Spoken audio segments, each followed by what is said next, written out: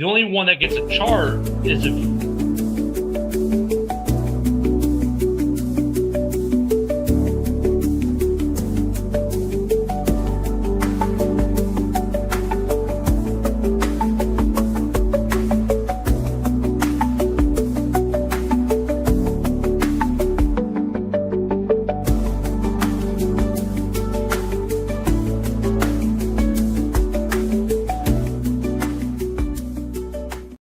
Yo, knuckleheads, it's Tuesday. You know what that means. The best show in town ready to rumble. We got our Bills guy down below me, Joe Dahlia, the Bear fan. And from the We Bleed Purple podcast, Matt. So, guys, I think all four of our teams won this weekend. I think that's true. We most definitely did win this weekend. Some closer than others, some needing quarterbacks to land the plane, kick field goals, or stop some guy named Shedeur Sanders. But Shiduki.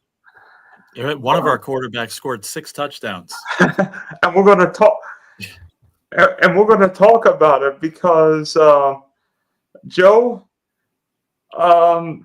Josh Allen scored 6 touchdowns in 2 NFL games,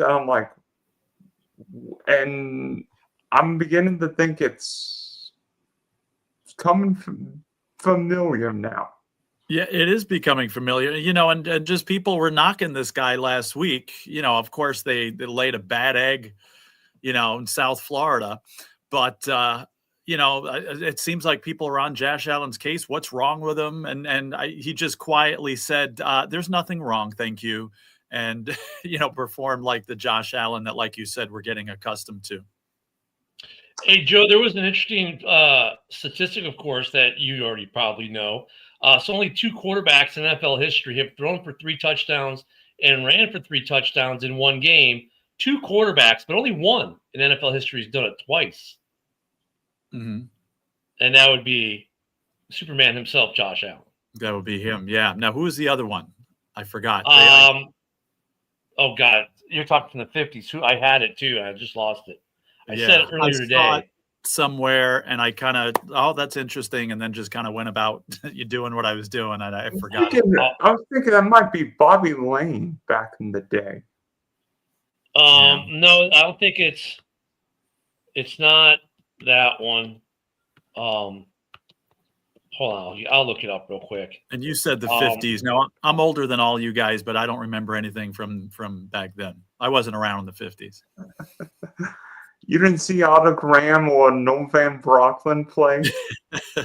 No, just in my text in my library books that I borrowed, in school. That's it. Joe, we've seen the Josh Allen, do crazy things. I don't think it'd be a stretch to say he's the most talented quarterback ever. But in a way, of the Bills letting down Allen because he's never played in a Super Bowl. I don't think it's the Bills letting him down. It's just, circumstance. It seems like it's not the Bills that let him down. It's the Kansas City Chiefs that let him down all the time, right? He'll hopefully get there. It would be too bad if he never makes it. That would be, even, talk about some of the best Bills quarterbacks, and Jim Kelly, for example, never won a Super Bowl, but he was there. So, we'll just have to see what happens here. But I wouldn't say letting him down. So I thought I saw that someone else had done it, but I guess Allen is the only one who has done it, and now he's done it twice. Okay. I thought I read somewhere as well that somebody else had done it once. Yeah, but everything I'm seeing online right now doing the search, you know what? Let me grok it, because Grok is so much better than Google. Let me see. Culpepper and Jake Plummer got 2 passing touchdowns and 3 rushing touchdowns, but I'm not seeing anyone else. Now, I'm not remembering the year. Yeah, Josh Allen. Otto Graham got it in the 1954 NFL Championship. Yeah, Otto Okay. Graham, 1954 NFL Championship game. So, okay, for the regular season, he's the only one to have done it. He's done it twice. See, I love the way they wrote it. No other quarterback has achieved this in NFL history, including playoffs.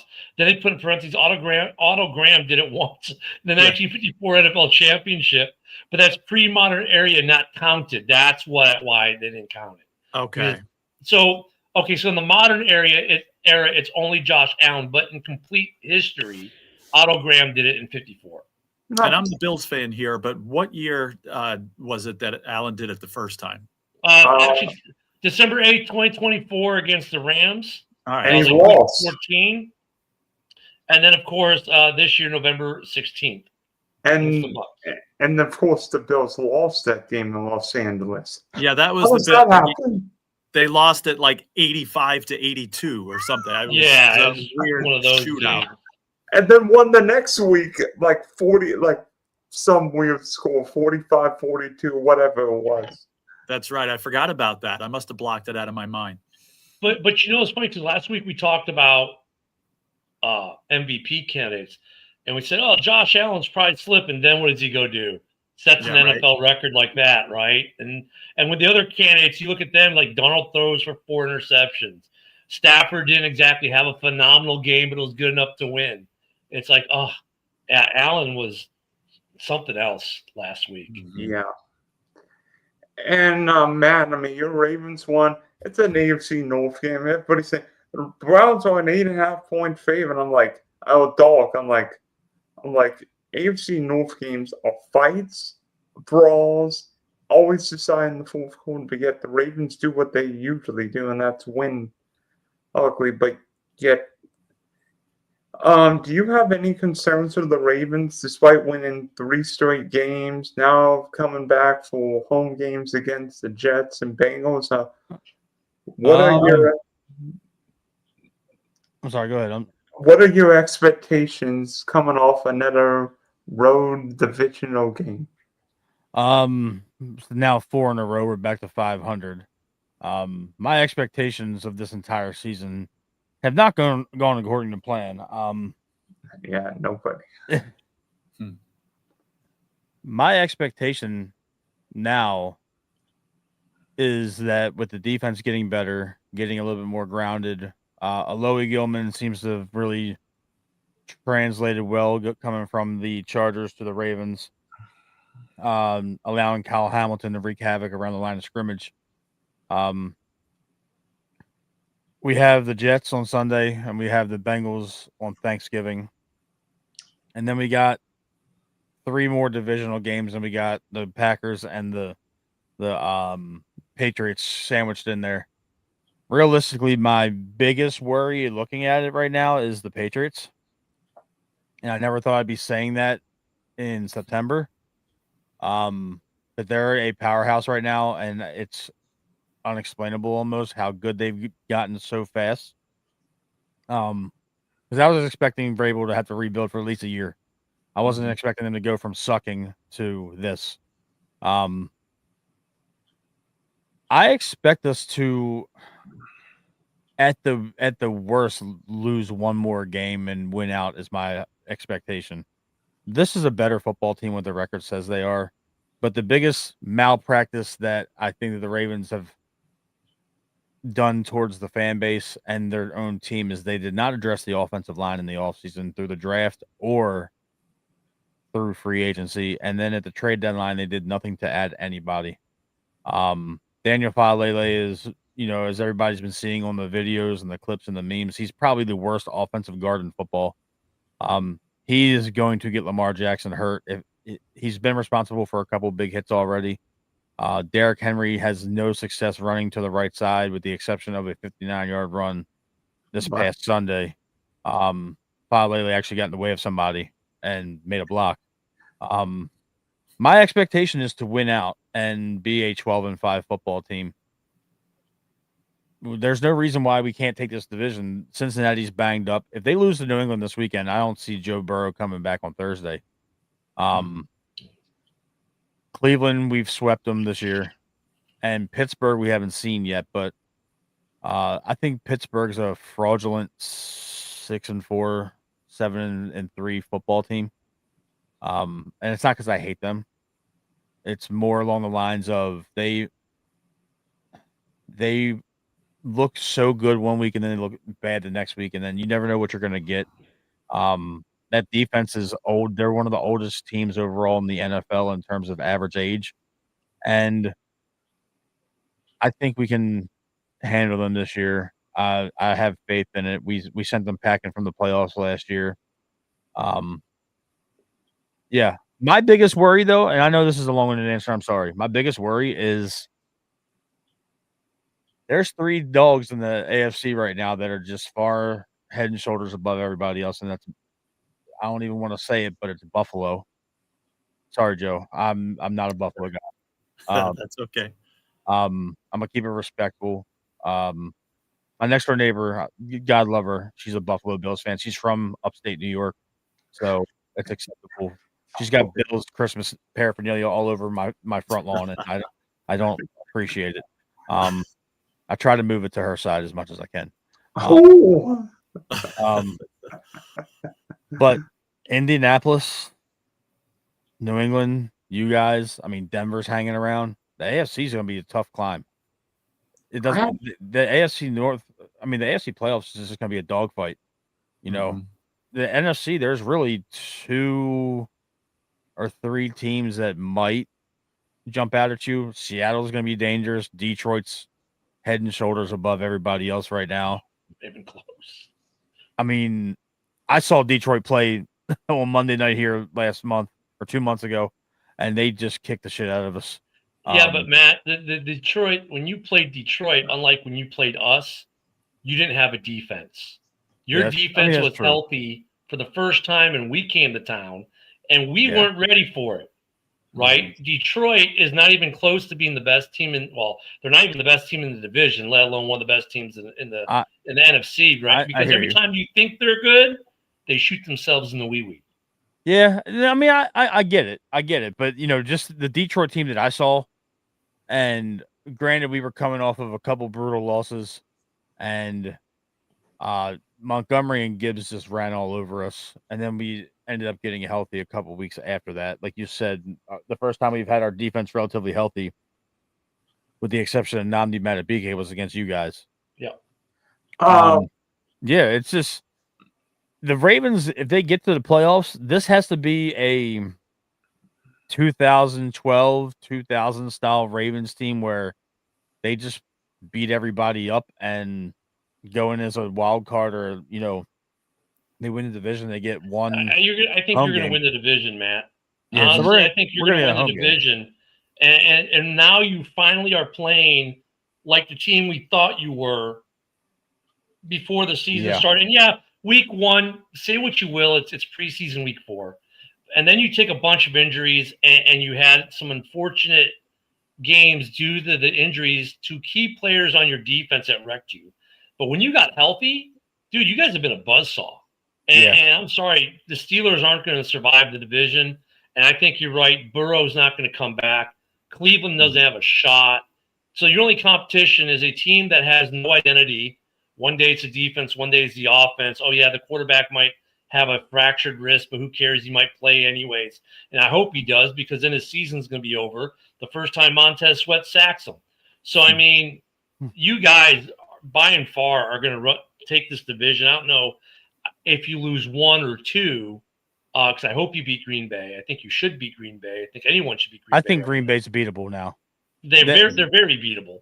And it's the truth, but both of those ends they got up there, Parsons and Gary, they're great in pass rushing, but if you run at them, they're done for. Well, with the Packers, it's been more their offense has been the problem lately, but that's a whole nother story. But I mean, for you guys, I mean, I can see you guys.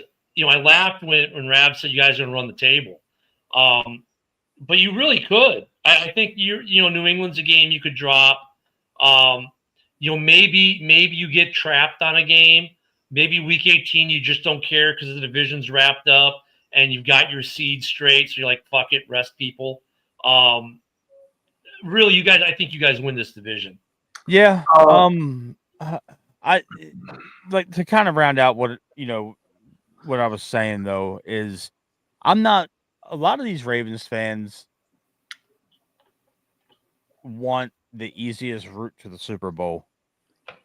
And they don't want to have to see everybody. I've been seeing it on chat boards. I've been seeing it on social media.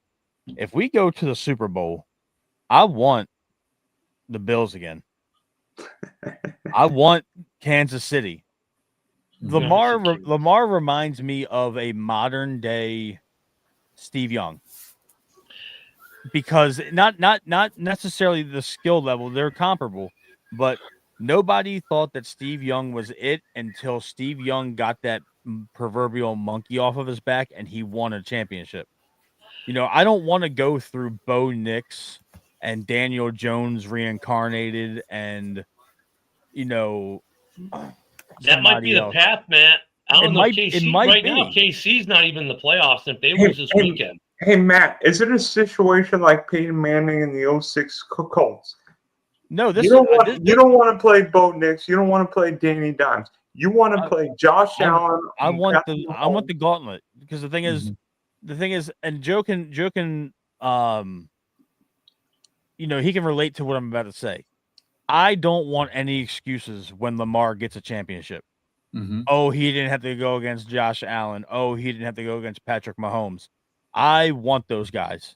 I want Lamar to do what he does, and I want this defense to hold its water.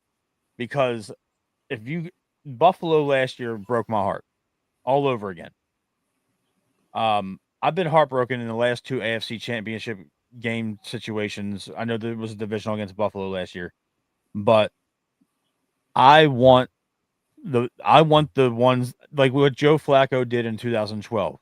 He went through Andrew Luck, he went through Peyton Manning, and he went through Tom Brady head to head, had a Joe Montana-esque 4 games, and won the Super Bowl. I don't want people, because the thing is, when it comes to quarterbacks like Allen and Flacco, the goalpost gets moved every time they do something great. Unfortunately, though, like I don't think you're going to get that gauntlet because right now KC's not out of the playoffs. I mean, they're not even in it. I think at best, your best claim on that's going to be you're going to have to go through Knicks, you're going to have to go through Indiana Jones, and then you're going to go through Josh Allen. And Josh Allen, for both Josh Allen and for Lamar, really, unfortunately, they're probably the only 2 marquee quarterbacks in the AFC that are going to be in the playoffs. Yeah. Now, I'm sorry. Here's what I'm going to have to say. If the Ravens go to the Super Bowl, there's going to be no asterisks there because of how difficult this AFC is. Even if they don't play Mahomes, even if they don't play Allen, there's tough teams out there. So there's no asterisks if the Ravens go to the Super Bowl. And I think, first of all, the Chiefs are going to be a 7 seed. I think they get in at 7. They're going to get in. They're going to be a tough out for somebody.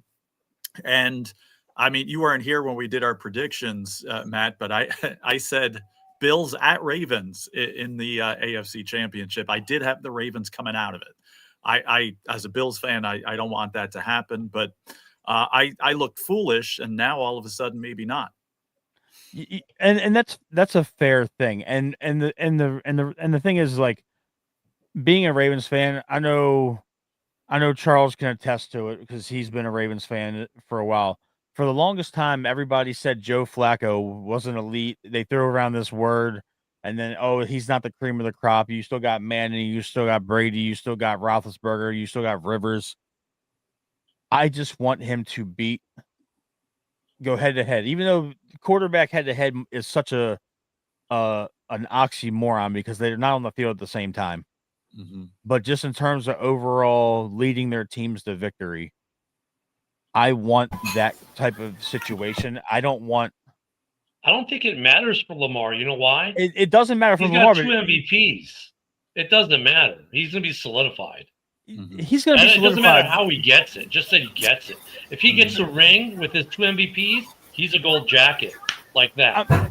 I personally think he's a gold jacket already, but that's just my bias as a Ravens fan. Well, I'm not disagreeing with that, but I'm just saying, like, there'll be no asterisk. Like, this whole worry of there'll be an asterisk. Like, dude, no, I don't think that. No, because he's got 2 MVPs already. So now he's got 2 MVPs and a Super Bowl win. I I mean, the only guy who has a career that's active right now like that would be what? Aaron, 1 Super Bowl win, 3 MVPs. Lamar's in Mahomes. that neighborhood, and everyone thinks Aaron's a surefire gold jacket. So I mean, if Yeah. Lamar gets a ring, I don't think you have to go through a gauntlet because it's any Right. given Sunday, every given league year. I love it when they were talking about the Bears this weekend, and Brady was like Brady and who calls the game with them? They were like, people are gonna say, oh, the Bears haven't played the best people, and Brady's like, yeah, who cares? You still have to win in the NFL, and that's not easy. I mean, It that's doesn't true. matter who you play; it matters that you win. And he's right. You're I absolutely think I think Matt is also talking about psychologically. There's something to when the Red Sox actually got to World Series.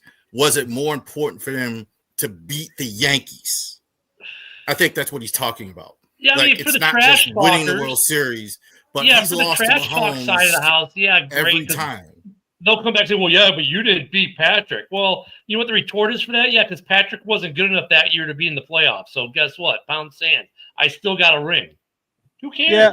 It like I do agree with what Charles was saying. It's a psychological thing, and it's more along the lines of I don't want there to be any doubt to anyone. Now I've sat through both the Ravens Super Bowl seasons, and I saw how they went. The Ravens barely eked in the first time as a wild card. They eked in the second time as a wild card.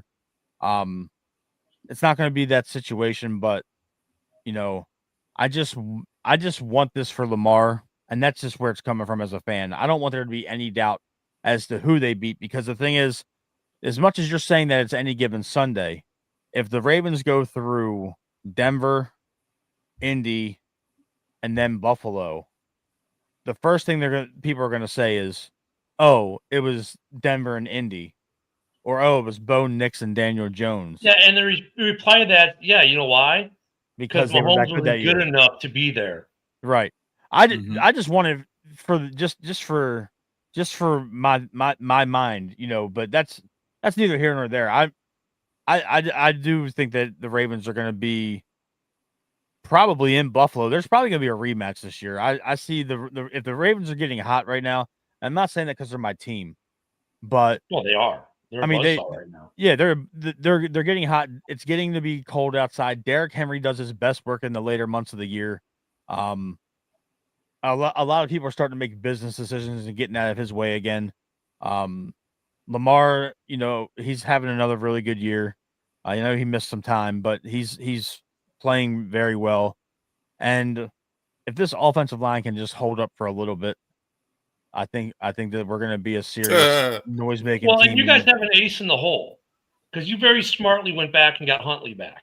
Yeah, I mean, he's always been the best backup quarterback for Lamar in history. I mean, I don't know why they ever let him walk away to begin with, because with him, it's like Lamar is 1A and Huntley, believe it, is 1B. The drop-off is that. Yeah. And for whatever reason, those two are so similar. They don't have to change the playbook. They don't have to change the rhythm. They don't even change who the favorite targets are for crying out loud. It's almost like they're mind melded, those two, Lamar. And it's just like, so if Lamar does have to miss a quarter or a game, it's like, yeah, all right, Huntley's here. No big deal. Because we got, as Bears fans, you guys got beat by Lamar Huntley. He beat us last time too, because guess what? Lamar Huntley. It might as well be Lamar Huntley. Huntley is so good of a backup for Lamar that there's almost no difference when he's in the game. Yeah. Especially this year. Why haven't you guys mentioned New England? I'm like, y'all just skip right we talked past. about we talked about New England before you came on the. Yeah. I mean, New England. Okay, I was like, New England's going to have team. at some point the wheels are going to fall off. I think with New England and why? Indy. Adam, you look your 9 years old. Yeah, Indy and Denver What's that? a little bit, but New England, I don't see it. It might not happen till the playoffs, Charles. But I mean, when they play Buffalo in the playoffs, or they play Baltimore in the playoffs, I think it's a lot different than playing them in the regular season. New England, I'm not as convinced of that. The other two, Man, I agree. you're crazy, Chuck. Indy, come on. And I'm not as convinced. New England is Drake May. I think is really scaring me. Drake May, they'll get look at his passes. A lot of high percentage stuff that teams aren't shutting down because they don't have the corners to do it. When they play a stout defense that shuts down these easy passes, he's going to have a wheels off the truck game. It's going to happen. I mean, kudos to the coaching staff. Kudos to the play callers. I mean, Daniel, look, he can't be a head coach anymore because he kills franchises, but he's a good OC for New England. They've got a good system right now. But when it gets to the playoff time, man, like some of those things that you kind of kept in the bag in the regular season on defense come out. Some of these different exotic blitzes, different looks to confuse a young quarterback like a Drake May or a Caleb Williams or a Bo Nix will come out. And some of these guys will get confused, and some of these easy little passes they've been making their bread and butter get taken away. So, I mean, and then you're talking about some veteran head coaches who've gone deep in the playoffs with veteran defensive players who Well, wait a minute. So Mike Vrabel hasn't coached in. Oh wait, he has coached in an AFC. I didn't say anything about rookie head coaches. I'm talking about young quarterbacks. I mean, yeah, he's. But you're talking also about these veteran head coaches, and Vrabel is until he wasn't. Because how many AFC Championship games has Vrabel coached? How many deep playoff runs did Vrabel make with Tennessee? More than your coach has done. Well, my coach is a brand new freaking head coach. That dude is congratulations like for saying 11 the obvious games, there, bro. Captain Obvious. He's a brand new head coach. Of course, he hasn't head coached an NFC Championship game. This is his first year as a head coach, and the Captain Obvious award goes to. But I mean, I think when these guys hit, when Indy and Denver and New England, which great of a story as they are, when they hit Baltimore, who right now is a buzzsaw, when they hit Buffalo in the playoffs, and Allen just seems to go to a whole nother atmosphere that no one even knows exists.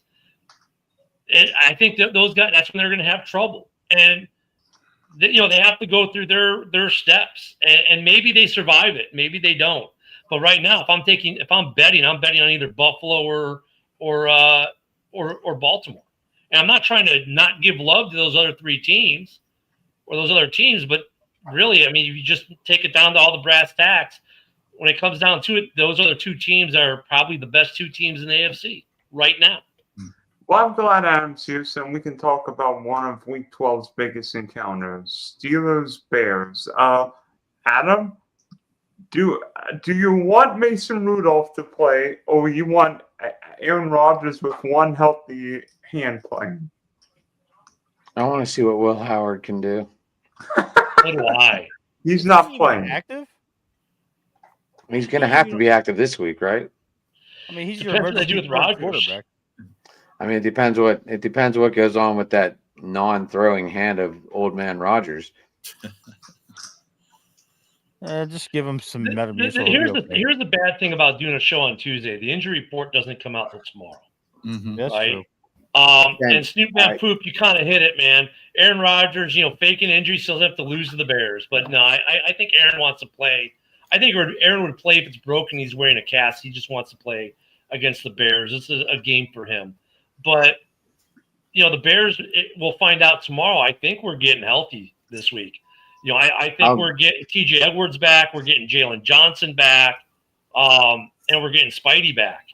And if we get all three of them back, this is a completely different Bears defense that we have not seen since Week 6. And we haven't even seen Week 6 because JJ hasn't played all year. Jalen Johnson's a dog. I like Jalen Johnson, man. He's a hell of a It changes quarterback. the defense up. It changes the defense up. Look at the guy we got right now. We always bitch about him, but he had a big interception on Sunday in the end zone.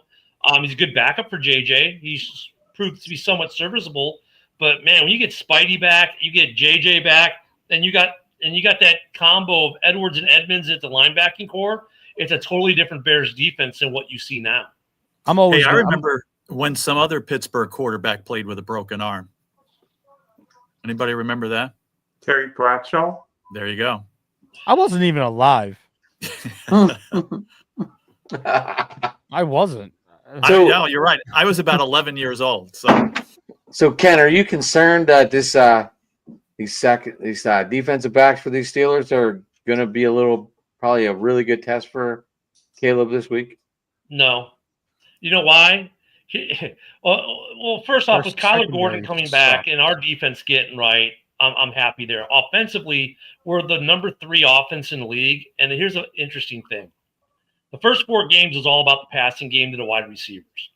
Then it became about the running game with Monangai, who might be the best 7th-round pick of the year, and Swift. Last week, it was all about the tight ends. We have yet to have a game where you've included the tight ends, the running backs, and the receivers all in concert. It's always been one or the other. So if your corners are going to take away Rome and DJ, cool. I'll give you Cole Kmet, Colson Loveland, and Swift out of the backfield, and Burden streaking across the middle, or I'll just run the ball. So, I mean, this offense is problematic for defenses that are good at one thing and not another, or maybe they're good at like taking away a receiver in the run, but now I got tight ends and other receivers. Ben Johnson said that we won't play our best ball to December, and I believe him because everything Ben Johnson has said about this team has come true so far and the way he's mapped it out. So this team is still getting better. The 3rd-ranked offense in the league, and it's still not even where it's supposed to be yet. And they're healthy, and that's the other key thing.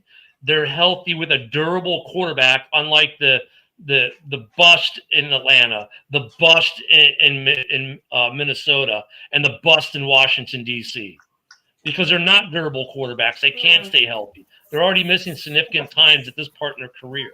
That may change for them. I hope I'm wrong, and they prove not to be bust later. But right now, I'm going to label them as such because here it's game time, and where are they? Playing, they're with Kyler Murray playing Call of Duty 7 or 8 or whatever it is. I mean, this Bears offense, I'm not concerned about your defensive backs taking away Rome or DJ because I got 5 other guys I can throw to or run. And Caleb has shown the capability and knowing when to do it, where he'll pop off 15, 18, 20-yard runs. And then Ben Johnson peppers in these plays. My favorite play the Bears had this year, they've run it 3 times. It's Caleb and Tyson and Bagent both on the field at the same time. Only one time did they throw it backwards to Bagent, who then threw it forwards to Caleb. The last 2 were fakes, one to a tight end and one to a running back. The last one on a tight end didn't work so well. But Ben is willing to do crazy stuff like that. That I think you might see a little bit of that this weekend to mess up your DBs. Hey Ken, I wanted to let you know, man. I'm always going to be a fan of your Bears. It's a faraway admiration. You guys drafted one of my high school teammates in the 1st round a while ago, Kyle Fuller. So I loved Kyle Fuller when he was a Bear. Yeah, Kyle was a freshman when I was a senior at Mount St. Joe here in Baltimore. Nice. I mean, look, I've always liked. I've got 2 Ray Lewis helmets sitting in my case right here, and I've got a Ravens Hollywood Brown back here. In fact, funny story about the Hollywood Brown. I got it 3 weeks later. They traded him. I was so pissed.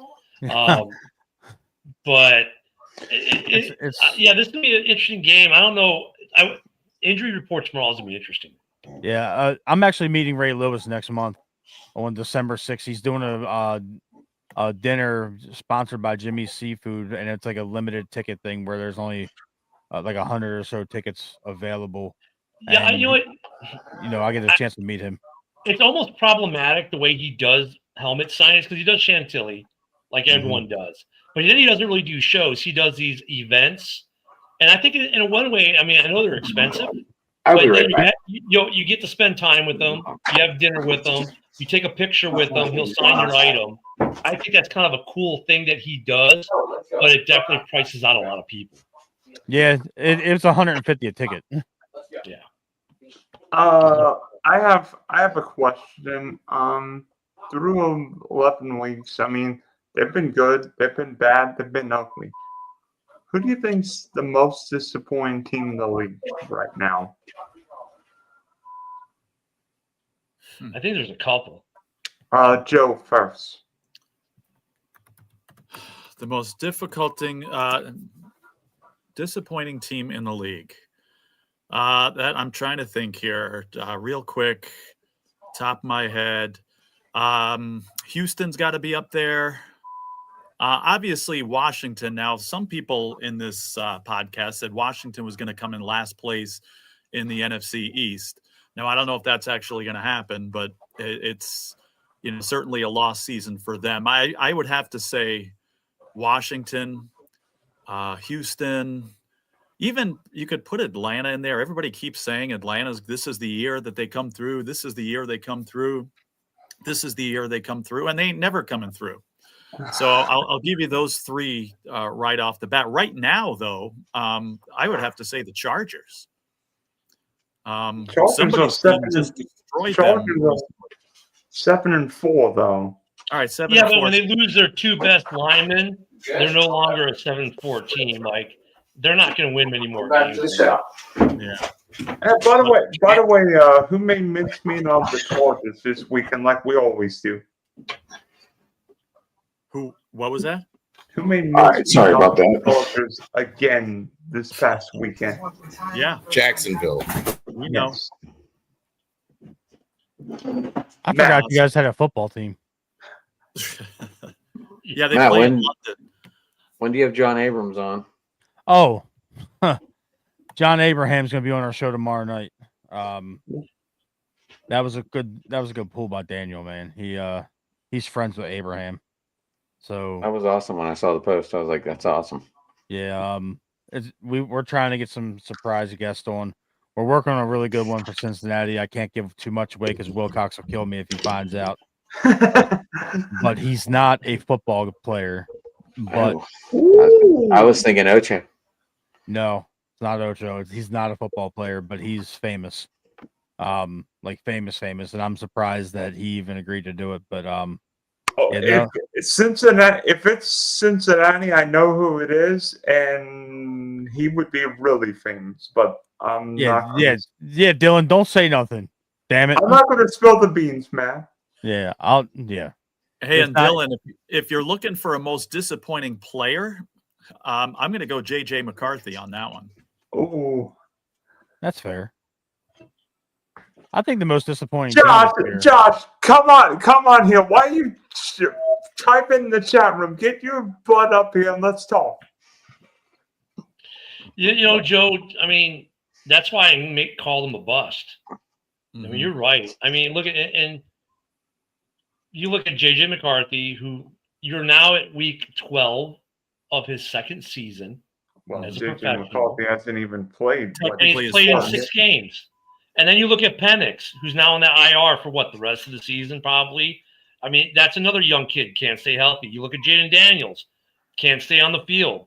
You know, I mean, those three, I threw them in a bust category only, not because, they all have moments you're like, ooh, but they can't stay on the field. They can't stay healthy. I mean, what good are you of being a generational quarterback, whatever accolades the media wants to throw at you, if you can't stay healthy and play ball? Yeah. Yeah, just Daniels I might not put on that list yet, but the other two, I mean, it's looking like you very well might be right. I mean, look how quick we got rid of Richardson in Indianapolis because he couldn't stay healthy. What's the difference between Richardson and J.J. McCarthy right now? I would argue the one difference between J.J. McCarthy and Richard is that J.J. McCarthy played for Harbaugh in college and Kevin O'Connell in the NFL. Now, maybe these young quarterbacks need more time. I mean, I hate that we keep picking and prodding young quarterbacks. You have Justin Jefferson and Jordan Addison. Just throw the ball in the air. That helps, but Jordan Addison couldn't catch a cold in Alaska barefoot, naked with. Okay, just throw them in the fourth quarter then when he catches the ball. I don't know. Guys, I don't want to interrupt. I'm sorry. I'm being summoned upstairs. Tell the missus we said hi. I will. Yep. Yeah. Thanks for having me on, guys. How do people get you, Matt? You can find me on Twitter or X at mtrigwbp. That's where I do a lot of my promotion for the show, Weebly Purple Podcast on YouTube with Daniel Wilcox, retired Raven and Super Bowl champion tight end from the Tampa Bay Buccaneers 2002 squad. We're going to have John Abraham tomorrow night. And we just had Kadre Ismail. Rocket Ishmael. Yeah, we had Kadre. Rocket is Raheem. That's the Yeah, missile Quadri is the other Quadri. one. Quadri Ismail. And The we other just one was had- Iraq. We just had Brendan Imadejo, former Bear, on recently as well. So yeah, we got some pretty cool guests coming up. You know, just make sure you guys check us out. I respect everything that you guys are doing. I pay attention to all your shows. I like and retweet them and share them in all the groups. But thanks for having me on, guys. It was fun chatting with y'all for a little bit. But my Matt, services were needed. I didn't know the other show is going on right now, but apparently Haas and Rich are doing an Eddie Guerrero They are. show Yeah. right now. Yeah, I saw that. I'm gonna probably check that out tomorrow while I'm at work. But you guys be safe. Have a happy Thanksgiving. If I don't talk to you guys again, go Ravens. All right, good Matt, talking take to it you. easy, Go on, buddy. Matt. I was going to say, too, you got to give some of these quarterbacks time to develop. There's some guy named Darnold out there that everybody Yeah, he was supposed to be a great one, and he was a I bust. mean, and I mean, now, look at he's Josh not, Allen. Look at he's not Josh an Allen. MVP, but Second still. Yeah, year. Joe, I'll give him 3 years. I mean, I'm not calling them bust certified, but you got to give them their 3 years. Like, just like I'm not going to call Caleb the guy yet. I'm not going to call Bo Nix the guy yet. I'm not going to call any of these young guys the guy. You got to give them their 3 years minimum to see if they're working in that system, in that team. And some guys we label as busts, and they go to a second team, and all of a sudden they're in a better system, a better situation. But I mean, I feel like certain quarterbacks, like CJ Stroud, is still living off of the buzz of his rookie year, and so is Houston. They're living off the buzz of that rookie year, and he hasn't matched it or even come close. So while he's a good quarterback, I think at the end of this being his 3rd year, we'll be able to say, yeah, Stroud's a serviceable starting quarterback who's maybe a little better than average. He's not the super stud he was his rookie year. I don't think he ever was. I think you were, because he was so good as a rookie, you were expecting him to go up, and he may not be. I think you might be stepping him up too much. Stroud's pretty good. He's not great, but he's still pretty good. He's terrible on the road for whatever reason. When he plays at home, bring him in. He's a wholly different guy. I don't know why. Well, part of Stroud's problem is that he's always getting concussions because Houston's offensive line couldn't protect the nosebleed. Well, I mean, some of these guys, that's part of it, though, is being durable. I mean, look, I don't want to hear about how much he got hit when Caleb Williams got sacked more than any quarterback in the NFL. And here we are in week 12, and he's yet to miss a game. I'll give you this, Ken. I think we're seeing a difference between durable and non-durable quarterbacks. James Daniels was hurt at LSU, hurt in college. Tua was hurt in Alabama, hurt in the NFL. You know who wasn't hurt in college? Caleb Williams. You know who? Drake May wasn't either. Playing every single Sunday? Josh Allen. You know who's playing every single Sunday? Well, you know who's basically playing every single Sunday for the Chiefs? Patrick Mahomes. Yeah. I mean, that's the key. I mean, that's the big thing we got to look at as we go. Because look at these guys are going to be looking for big contracts pretty soon, and it's like RG3, great quarterback, no durability. That's why his time in the league was so short. Is Jaden Daniels, who's basically built like a shooting guard in the NBA, going to be durable enough to play in the NFL for another 5 years? I don't know. I think there's a question. If JJ McCarthy gets hurt again this year, there will be questions. I mean, the knee injury, that happens. That's okay. That's whatever. But then he gets hurt this year, and now you look the reports. Some of the reports come out of Minnesota after the Bears game is that JJ wasn't really quite healthy, and they kind of forced him to play. Josh is having hearing problems on his headset, so that's why I just put him backstage. I mean, so is JJ McCarthy going to be a durability issue? If he is, Quezzy's going to have to start looking for another quarterback. And then you look at a guy who now in year 3 has got his team in position in the NFC South, which we didn't think was going to happen, and he's durable. And that's Dylan's point. In college, he's another guy who was on the shelf, missing games, had to play Kate McNamara, etc. And now he's in the NFL. Same thing. So, I mean, I don't know why when we draft these guys on draft weekend, like the hype train gets so ridiculous. Like, I don't know why these guys don't think if they were injury problem children in college, why that wouldn't transfer to the NFL, because I would say 98% of the time it does. And not the hype like Mal Kiper gives people. Yeah. I mean, some of these guys they're the second coming. And look, that made it really hard for Caleb because Caleb's had to live up to this moniker no quarterback is going to live up to in his rookie year. They build these quarterbacks up way too much in the draft. Shador Sanders, look how they built him up, and he goes to the 5th round, and I think he's gonna look like ass again this week. We just put way too much hype on these quarterbacks, and then we ignore. Who's a great example is Richardson. Richardson has a great combine. Before the combine, maybe a 2nd or 3rd round pick. Has a great combine in a pristine condition with pristine everything. And, draft him early, and Indy does. Negating the fact that he's coming out of college injured, right? And then how has he spent this whole career in Indy? And Injured. didn't have a handful of starts at Florida. And that's the way it was with Kenny Pickett, too. Yeah. Way too early. Well, Pickett, but the reason you guys took Pickett was another reason. And that's because of I know that, but it was still way too early. Yeah. Pickett would have made it. Pickett would have made it to the 2nd round. Yeah, that Dan Marino pick was also the product of the worst quarterback draft in many, many years, Adam. But that's what was it? Malik? What was it? Willett? No, who was that? I don't even know who was in that class anymore. Willis from Liberty, I think it was. Right, he ended up being number 6. So Pickett was the only quarterback in the 1st round that year too. I mean, there were 3. There were 3. Didn't Pickett go at 20 and he was the only one? Yep. Was it? I thought Malik was. Yeah. He was the only quarterback taken the 1st round at 20. Not bad. He would have made it to the 2nd round. Yeah, for sure. But I'm not sure in that draft they even had one in the 2nd round, if I'm not mistaken. I think Mo Willis was the next one in round 3. Yeah. 3rd round, like Sam Howell went in the 4th or 5th round. it was. I get why the Steelers did that because it was the ghost of Dan Marino.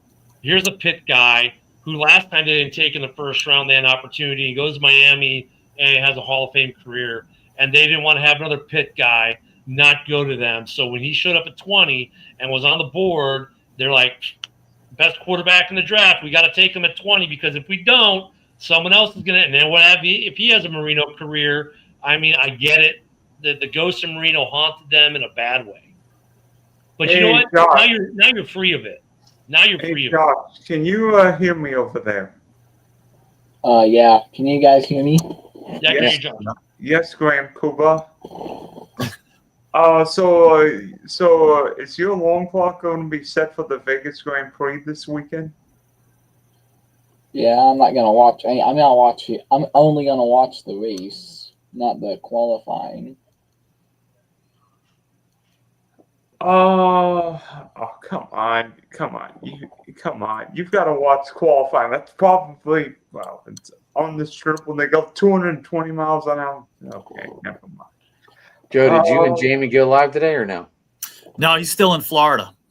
He's on a birthday vacation, huh? He's south. He's down south. Yeah, he said 2 weeks. So next week he'll be back on. I think he's down by Fort Myers, Dylan. That would be me. I'm in a sterile, and they're all literally 10 million. Did you try to hook up with Jamie? There were 10 million New Yorkers, and they're all from Buffalo. Oh, I know. And Jamie was at the Bills-Dolphins game last week. Yeah. By the way, this is true. There's a restaurant just down the road from me called Buffalo Chips. Oh, yeah. True story. There's a restaurant in Bonitas called Buffalo Chips. If I would have worn a Dolphin jersey at that game, it would have thrown buffalo wings at me. Yeah. So, Adam, this weekend, what concerns you about playing the Bears?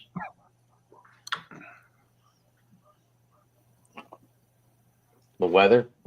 I don't know. We expecting a lot of wind in the Windy City or no? Let me look at the weather. But I wouldn't think you guys would give a rat's ass about the weather. You're a cold weather team. Mm-hmm. Sunday it's going to be 41 degrees and sunny with 41 for a low, 58 for a high, sunny. Wow. So it's going to be a good day. Mm-hmm. Yeah, it was 30 degrees in Chicago on Saturday. Everybody was wearing short sleeves. It's going to be a nice day in Chicago. No precipitation, light breeze at best.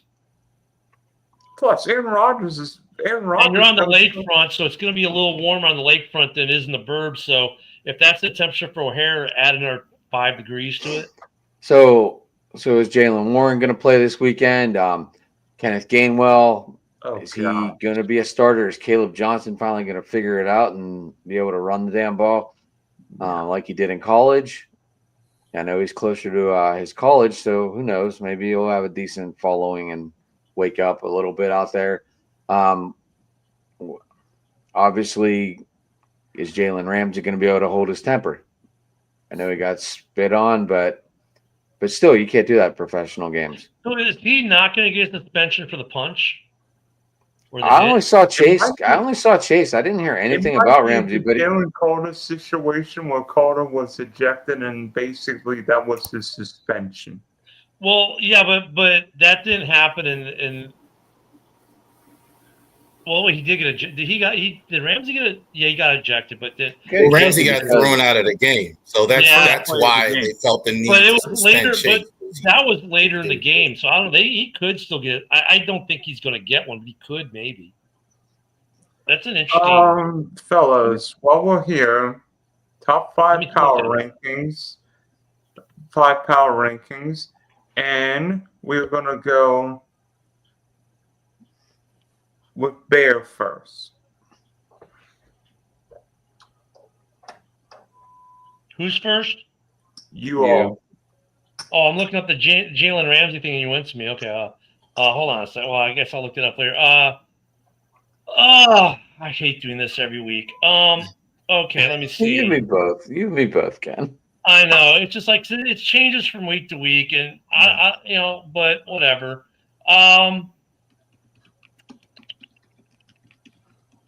Top 5.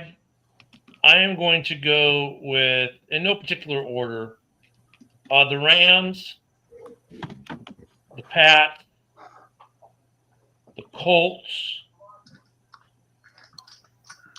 Rich ain't here tonight, Dylan. The Eagles. I'm gonna go with the Sheagles, and I'm gonna go with my 7-3 Chicago Bears making an entry into the top 5 this week. Homer pick.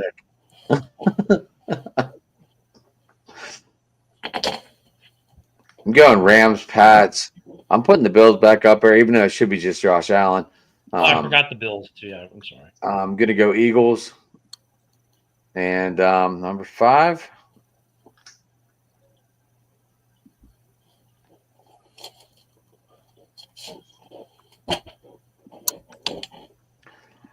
I guess I got to go Denver because of that defense. Yeah, I'm going to bump my Bears out because I forgot the Bills. So my Bears are at 6. Sorry.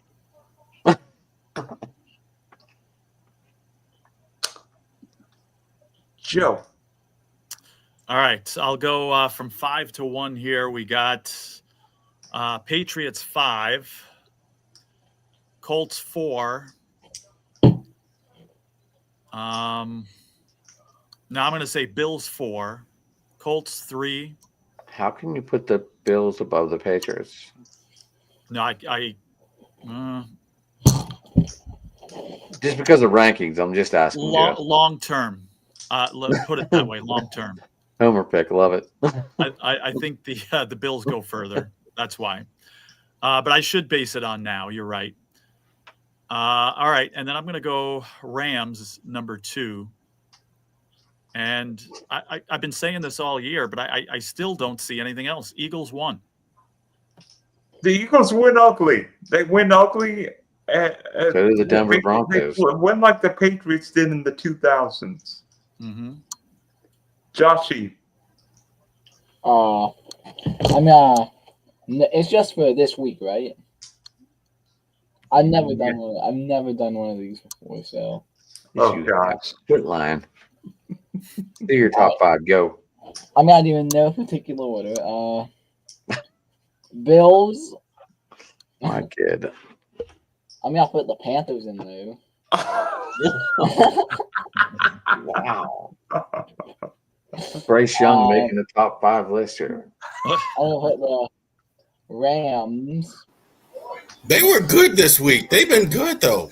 They haven't been that. I mean, it ain't that Well, damn just because Henrik and London left. I'm gonna What? put the Why Patriots don't, Paul? and the Steelers. You said it's Steelers. That's good. I think I have a more crazy list than what Dylan could ever perceive. Just put Vance McDonald out. I mean, Darnell Washington up around. Hey, real quick, Adam. I've been scouring the media here. He could still get a suspension. They just they haven't. So right now, here's what's being reported on Ramsey. He's going to get at least a hefty fine. May still get a suspension, even though he got spat on. He still punched the dude. So I guess we won't find out till either tomorrow or Thursday. Charles. Seahawks 5, Broncos 4, Rams 3, Eagles 2, Patriots 1. I have trouble putting the Hawks in there because I now seen Sam Darnold do it again. You know what? Wait till you hear my list, Adam, because my list will be bonkers. Number 5. I know this team won on Sunday night, but the Philadelphia Eagles are now without Lane Johnson maybe for a month, and Jalen Hurts' QBR is worse than Josh's grade point average without Lane Johnson. Wow. And by the way, you have a 92.8 GPA, Josh. I think Jalen Hurts in the 70s without Lane Johnson. Number 4. I know Sam Darnold threw 4 interceptions, but Seattle don't near beat the Rams in LA. The 12s are 4. You mean the home game for Seattle? Number 3. The New England Patriots. Number 2. With the NFL's best defense suffocating teams, and Bo Nix doing his best Pat Mahomes impersonation, the Denver Broncos. Now, knowing me, who would be number 1 on my list? Are you going Homer Team that's pick? not even going to make the playoffs, the Kansas City Chiefs. No. Are you going Homer pick here, buddy? No. Across 4? Number 1, the Los Angeles Rams. Once again are number 1 in the Spunky Power Rankings. You know what's funny? I think we all kind of messed up because none of us really had the Ravens in there. I'm sorry, but the Ravens are a complete buzzsaw right now. I have no idea what to I do thought about with it. I thought about it, but I was like, not yet. And it's hard when you look at records because you look at some of these records like, okay, and then you look at some of these teams, and that's the thing, we're all looking at the records, right? But, like, honestly, The Ravens were 1 would you and 5. take Indy over Baltimore right now in the head-to-head matchup? They haven't played Pittsburgh yet. You know, I mean, but I would take New England over. I'm more of a buyer. I'm surprised that y'all are not buyers of New England. I really like what I saw from New England. I think we all had New England in our top 5. I think that's the one of New England that of the team. Denver, I'm not so sure, and Indy, I'm not so sure. The good news with New England, we're going to find out about the Patriots weeks 15 and 16 playing Buffalo and Baltimore, because we'll find out whether or not the Patriots are for real.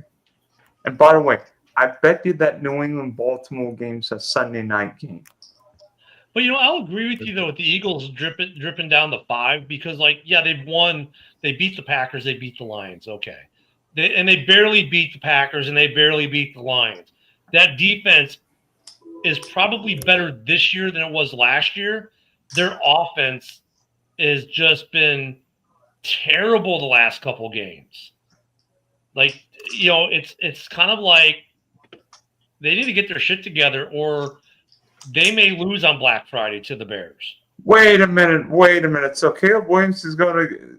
So wait, Caleb Williams is going to eat his turkey leg cheesesteak and beat the Eagles? No. I mean, look at the way they're going right now. That it's a distinct. It's not. I don't think that's in a game. You go, oh well, the Eagles easily win that. No, you can't say that because their offense hasn't been doing jack. The Bears' offense, on the other hand, has been doing jack, and it's going to be a great defensive offensive matchup right now. That's an actual game. This is not like last year's Carolina Panthers against the Detroit Lions. It's not like that. The Bears are getting better. The Eagles have dropped off some from last year, and the Eagles they got who they got this week. They don't have a Cowboys. Yeah, they got an easy game. So if they don't, win convincingly against the Cowboys this week, then yeah, they're definitely a lot more beatable than people think because the Cowboys have an offense, but they have literally no defense. And Matt Eberflus is doing it. He needs more time. I mean, Q is a good addition, but that Dallas defense is not good. You let the Raiders put up 17 on you last night. You're not good. Oh. Is Q on the injury report? Or did he come back after he got injured last night? Who? Quentin Williamson. I don't know if he came back. And that's another thing. If he's on the injury report and doesn't play against the Eagles, the Eagles, this is their get-right game. If you can't get the offense right against Dallas's defense, then you're really going to have problems when you play a better defense in Chicago. So, yeah, I mean, I still think Philly should be up there in the top 5, but you got to start looking at Philly going, you know what? And you failed to convert on the tush push like consecutively in the last game, even though, look at the whole ironic thing about the tush push, the first penalty on the tush push, the refs got it wrong. And everyone's thought but the refs, right? Because Detroit was in the neutral zone. And the hand movie was to show the ref, hey, he's in the neutral zone. But instead of calling the neutral zone infraction, they called the false start, which was the wrong call. But, I mean, look, then they still didn't convert it the other times they tried it. That's telling you Philly is having some issues offensively right now. So if they do not beat up on Dallas, it's game on against Chicago on Black Friday. Well, Ken, did you see the PI call at the end of the game between that and the PI in Madrid? Oh, that PI was horrendous. But you know what, though? Terrible. I'll say this, though. Overall, Week 11 – much better officiating overall in the league. They're still missing some calls, yes, but there aren't as many egregious misses as there has been in previous weeks. I thought that, like in the Bears game, they missed an obvious face mask against the Vikings. I mean, he turned the guy's head and the ref's looking right at him, and he didn't throw the flag on the face mask. So there's still some egregious misses. But overall, the officiating has gotten better because they have fired some crews. Was that the run, Ken, you're talking about? Yeah, that run in the Bears game. They've showed the replay like a million times. You can see him yanking the face mask, and the refs looking right at him. It's like, how do you miss that? There are still some bad calls, but overall, the officiating's been better. And I'm never going to use the officiating as a reason because they're part of the game. That's what we've been taught since we were kids. The refs are a part of the game. You know me, I'm the trivia savant. You guys, before you get started, I'm going to run away here. So, before you get started on something new, but thanks for having me on. And again, always enjoy talking to you guys. Absolutely, Joe. Anytime, buddy. You know that. Thank you. All right, we'll talk soon. Have a good one, Joe. All right, Joe. All right, so I'm the trivia savant. Everybody tries and fails. Does anyone have trivia for me? Although a trivia nerd is not here right now. I don't. I was not. I'm not very history today. I would have had them. You guys failed. No shit. It's my birthday. I can fail if I want to. Wow. Happy birthday. And I'm old. By the way, 25th birthday, Major. My new best friend right there. Thank you, Charles. By the way, Josh, what's with Ohio State? Come on, #1 in the country again. You have to wear that shirt. Oh, now you're boasting.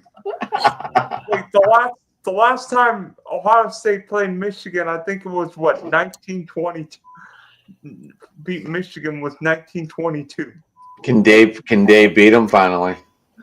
Yes, be all I'm right. hearing Ryan Day's name start to come up for pro jobs. There aren't a lot of candidates, so Ryan Day, Coaching especially if he carousel, can win man. two back to Saw James Franklin went to Virginia Tech, huh? Buckhead High. And there might be some openings after this weekend's games. Like Raheem Morris might be on the street if Atlanta loses to the Saints. I think all right, so Raheem Morris might be gone. So I guess here's my question: would you rather keep that coach and just keep the downward spiral continuing to have a chance at a good draft pick, or would you rather bring in fresh blood? The Falcons don't even have the first. Are we talking about Atlanta? You know what? Look, Penix is a bust in my eyes right now. No. I'm just saying in general. Like, you bring in a new head coach right now, he's going to come in full steam, full of energy, ready to go, trying to get this team motivated to win. When you have a coach that just has no control of the team, they're losing like crazy. So would you rather try and just blow off the season, or would you rather try and get a couple wins under your belt? I don't know if Raheem Morris has lost the locker room or lost the team or has that issue. I think their GM has done a shitty job of managing the personnel. You go spend $100 million on Kirk, then you draft Penix at number 10 or number 9, whatever he was, and it's like, really? I mean, why didn't you get Kirk a receiver? Why didn't you take Roma Dunze? Right? That would have really fucked the Bears up. So I don't know if you bring in a new head coach and then what head coaches are going to be out there that you're going to bring in that's going to transform. Who's the Ben Johnson of this year? Is it, I don't know if there's an offensive coach, an OC out there that's going to get poached right now, because the teams that are doing well, you're not taking McDaniels because he kills franchises, so he's safe in New England. There's no one to steal from Chicago. You could steal who's ever calling plays in Tampa. That always seems to work. Ask Jacksonville. But I don't know, man. I think you got to fire the GM first. I think you do what Miami did. You fire the GM and get a guy in there who's not going to do stupid crap that's going to set your franchise back 10 years. Well, Ken, remember the Falcons don't have the first round pick, traded to LA for James Pierce. So Atlanta, right now, that pick would be the number 8 pick. You imagine the Falcons go 3-14 and give the Rams the top 5 pick? Dude, that's what I'm saying. I think their GM needs to go. It's not necessarily Raheem Morris. The owner is a problem. He's terrible. A couple years ago, there was one team that had enough cap space that needed to do anything to sign Lamar Jackson when Lamar was a free agent. Lamar lives in Florida. The Falcons never called him. That tells you all you need to know, right? To just poorly run. And Morris, I don't know why he doesn't get more heated as a coach. Kind of like Dayball. People keep saying good things about Raheem Morris. His rankings defensively as a coordinator aren't great. He kind of went under the Bowles, Dungy. He's kind of the last of that. They're poorly run. And for some reason, might be a bust on top of that. And for some reason, the Atlanta Falcons don't use Bijan Robinson like a top 10 team should. We saw Ashton Jantine, Raiders not use him, but the Raiders are whatever. With Atlanta, I think you got to fire the GM and maybe you fire Raheem Morris. But here, once again, is the issue. Who are the offensive-minded coaching candidates that you would want in Atlanta? Because I don't think they want a defensive-minded coach. They're going to want an offensive-minded coach. So Daboll's out there. But honestly, I think if anything, Daboll might end up back in – if he doesn't end up in Penn State, taking one of those big money jobs like Penn State or LSU, he ends up replacing the current OC in Buffalo and going for a ring with Allen. The dude's got his generational wealth. The money he doesn't care about. Some of these coaches, he wants to be a head coach again, but he's like, I can go to Penn State, coach college kids, or I can go be the OC in Buffalo and get a ring with Josh. That'll get me to the head coaching job much faster than going to coach college and have to recruit and do all the stupid crap you have to do with that. Sure, I won't make as much money if I go back to, if let's say the opportunity to go to be the OC in Buffalo happens again. But my God, that would just put Buffalo over the top, I would think, if they don't get there this year. So if you're Atlanta, who are you going to hire? You can't hire Gruden. His court case probably won't even get heard till midsummer at earliest, and especially all these new motions the NFL keeps filing to muck up the system and take even longer to get to court. Why don't the Falcons try and get Mike McCarthy? He's a really good offensive-minded coach, won a Super Bowl, and the Cowboys went 12-5. Because he's fat and he's lazy. I don't know. He went 12-5 3 straight years. Dude, he's fat and he's lazy. If you ask any Packer fan, they'll tell you he's fat, he's lazy, he doesn't want to put in the work. And he did the same thing in Dallas, and that's why Jerry kicked his ass to the curb. His time is past, man. His record is way better than in both places what they've been doing in Atlanta, any of the places you mentioned. I keep hearing McCarthy can't coach, but he's winning a lot of games. Not Super Bowl all the time, but you look at Atlanta, you're telling me McCarthy isn't way better. He would make them better. He would make. I agree. No, I agree with you, Charles. He'd make them better. But is he at that point? You're saying he's a Band-Aid and he's not the full-time fix. You know what I mean? I think they're gonna. This is why I think a lot of these college coaches are getting a look. Sarkisian, Ryan Day, Lane Kiffin. They're going to take a look at these guys because there's not a lot of these old coordinators like you mentioned. So the next thing you do is you look at these college guys that are going to come in. I think Sark is a name for if he wants to leave Texas, which he might not want to because it's a ton of money. But if he wants to leave Texas, I think there might be a job for him. You've got what's his name in DC, the OC there. Bieniemy. Kingsbury. No, Bieniemy is the running backs coach for the Bears. Kingsbury. Who? Kingsbury. Kingsbury. He'll get looked at for a head coaching gig somewhere. What about Jesse Minter? What about Jesse Minter, the Charger defensive coordinator? See, the problem is though, like, okay, look at teams that are going to be looking for head coaches. If you're New York, maybe you take a defensive-minded head coach if he can get a really good OC. But I think if you're Atlanta, you want an offensive-minded coach. If you're Miami, you're staying in firm. If you're the Steelers, you're staying firm because you know next year you're going to let Tomlin coach, and then he's going to retire because you're not going to renew a contract, and you hope that Gruden's done with this court case so you can snag Gruden. I think that's what the Steelers are kind of in a weird way open for because that might fit the Gruden timeline. But who else is looking for a coach? Tennessee. I think they want a defensive coach in Tennessee. It's pretty impressive. Do you think Tomlin gets another year in Pittsburgh? Yeah. I think they're kind of fed up with him. I've heard from Wait. Repeat what you just said. I think they're kind of fed up with Tomlin in Pittsburgh. I mean, they are. But I've heard I'm not saying I stand by he's a good coach. I think a lot of teams would be lucky. I'm just saying in Pittsburgh, I think they've had enough. And I think so. Here's the word out of Pittsburgh HQ that I've gotten from some buddies of mine who cover the Steelers up there and have contacts in the Steelers organization. The word on the street is this.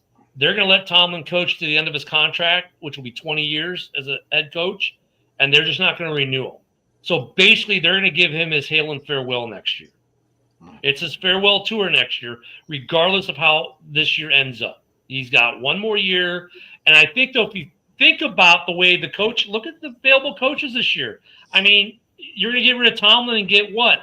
But if you hold on to him for a year – you've got a certain defensive coordinator in Minnesota who might be available next year, if not this year. And you've got Gruden. Pittsburgh. What now? They're not going to bring Flores back to Pittsburgh. You could do Flores, possibly, but I think Gruden he left here as the defensive coordinator to go be the defense coordinator in Minnesota. I think he'd be the head coach. They make him the head coach and He wasn't even a D coordinator in Pittsburgh. That's why he was a linebackers coach, I believe, right? Yeah, he wasn't. So you could see Flores maybe this year. So it depends how fast the arbitration goes, but arbitration's been backed up since COVID. So maybe it doesn't happen this offseason. But next offseason, you could have the NFL could have both those cases adjudicated, right? Where all of a sudden now, if you're Pittsburgh, you're like, I got Flores and Gruden's available. I think Gruden. I don't think Tomlin's going to go for the scenario you just said. He's You going don't to have a ask for an choice. They're not going to renew his extension. contract. If they don't renew it, then he's going to want to leave right now. You know what I think? I don't think he's going to go for that unless he really wants to retire and not coach anymore, which I doubt. You know what I think happens with Tomlin? I think Mike Tomlin coaches Steelers as long as he feels right, and then Mike Tomlin becomes the number one guy on television.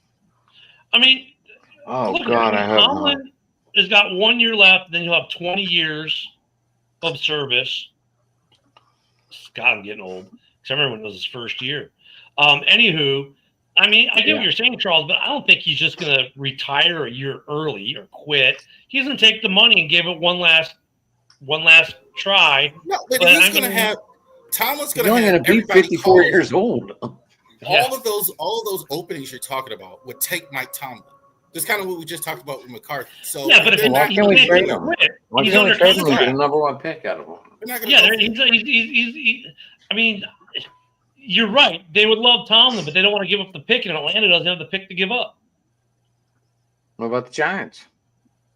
I don't think the Giants can afford to give up the pick because you know what? They need offensive line, and they need to spend that pick on an offensive lineman. You know they're not. They're going to let their kid pick, and it's going to be a wide receiver. You might not be wrong, but I mean, I don't know. I think Tomlin finishes out, retires gracefully, waits 5 years, goes in the Hall of Fame, and goes work for CBS. I don't see it. There's nothing that makes me think that this guy is ready to pack it in and just. I seriously doubt it. That he just 20 years with one organization's a badge of honor. How many coaches can you say did that? I think he may pack it in, and I mean, even if he doesn't, I don't see he can't do anything. He's under contract. The team has the power here. Now the team can release him and fire him at the end of the year, sure. But like I said, word on the street is that they're content to let him run out his contract and just not rehire him. You almost never can get away with that with a coach. That coach goes in that last year, wants an extension almost always. John Harbaugh signed like 6 of them now. That coach, so if he does, so once again though, for Steelers, it's like hey, I want an extension. We're not going to give it to you. Well, then I'm not going to coach. Well, then retire. Well, I don't want to retire. Well, then coach. But I want an extension. We're not going to give it to you. Then I'm going to hold out. Then we're just going to hire someone as an interim replacement until you come back. I mean, they can play this game with Tomlin, but the team has all the power. Not real. I mean, he's got FU money. He can just stay home for a year, like Dylan talked about, just do work on, pretend to care about the games on ESPN, and just wait for the offers to roll in. Say, well, I don't think why would he stay if because his whole life is about the Steelers. He's one of those guys. I get what you're saying, but Tomlin is not one of those guys. Like Tomlin is bleeds Steelers. He bleeds it. And if they're saying, hey, Tomlin, it's been 20 years, we're not going to renew you after next year, but we want you to give you a proper send off and let you have your last year. Honestly, I don't think Tomlin becomes a prima donna about it. I think he goes out, gives everything his best, puts the organization on the best footing he can, like it was given to him from Coward when he took over, and be a smooth transition and basically preserve his legacy. You don't want to Sammy Sosa your legacy. Sammy Sosa had his phenomenal legacy in Chicago until he fucked it all up and acted the fool. You don't, and then it took how many years for him to even be accepted back in Chicago? Tomlin doesn't want to do that after 19 years there. It's about legacy with these guys, man. I think he would still be successful somewhere else, though. That's the difference. He's not going to fuck up his legacy over it. Go be successful at 500. It's awesome. I love it. I mean, but he's not going to mess up his legacy over it. He'll coach the year. They won't renew him. He'll take a year off, work for CBS or ESPN, making a fat paycheck. And then what if he falls flat? What if this team ends up falling flat on their face, Ken? What if? I mean, then what happens? If they fire him, I mean, look, if they fall flat on their face, let's say you lose to the Bears, you lose to the Baltimore, you lose to Cleveland, you even lose to the hapless fucking Bungles. Then maybe we already lost to the Bungles. Again. That's over. Then we lose to the Bills after a 10-day break for the Bills. And then all of a sudden, we're back to 7-7. If you finish the year, what's your record right now? 6-4. So if you end up, we're 7-3, aren't we? Put it this way: if you win one game, if you don't win more, if you don't at least have a winning record, if you're not 9-8, if you're below 9-8, they might. You could say maybe they would fire them. I mean, these Ravens are getting hot, and they play us twice. The Ravens are going to win this division, no question. Now it's just a matter of these Ravens play us twice. Still, we still have to play the Ravens twice. So let's say the Ravens bulldoze you twice, and you lose to the Bears, and you lose to who else do you play from the Detroit? Now let's say you lose to Detroit. We still have the Bills. We still have Cleveland. One more game in Cleveland. Miami. You need to win at least. You need at least at minimum 3 of the games you have left. At least, if you win 1 or 2, maybe they fire them. But I mean, dude, I've been saying fire Tomlin since last year. I thought they should have fired him after he lost a playoff game last year. I thought he should have been fired in 2016, but that's just me. But I mean, if they don't fire him, they're not. The word on the street that I'm getting from people who know is that they're just going to let him coach year 20 and walk away. So they're going to let him be here for the draft. Is that what you're saying? Yeah. Coach next year and retire. He's going to have way too many options for him to pull off. Which that's why I'm saying we trade him. That's why I'm saying we trade him and get something back in return. But Charles, who was the last coach in Pittsburgh? Bill Cowher. And didn't we say that everyone said he was going to have every option he could ever want? Let me ask you, how many teams has he coached since he left the Steelers? He didn't want to coach anymore. When he was done, he walked away. That's what I'm saying. That could be the same thing with Tomlin. He may just be like, I'm done and walk away. Cowher, I don't know that, right? We don't know that. Cowher was ready to retire, basically. Well, Cowher, he took one or two interviews. I think he took. I know he interviewed with the Jets. I mean, Cowher had his 2 daughters getting ready to go to. Yeah. I want to say. Almost graduating high school. Who's to say Tomlin's not going to be ready to retire? Oh, by the way, Jamal Chase's suspension's been upheld. The appeal worked? No. He's going to miss Sunday's game against the Patriots. There you go, Ken. No, Yinzer's not wrong. You guys don't deserve to be in the playoffs the way you played this year, and you are going to lose to the Bears. Sorry. Not sorry. So wait. Pittsburgh is. I'm sorry.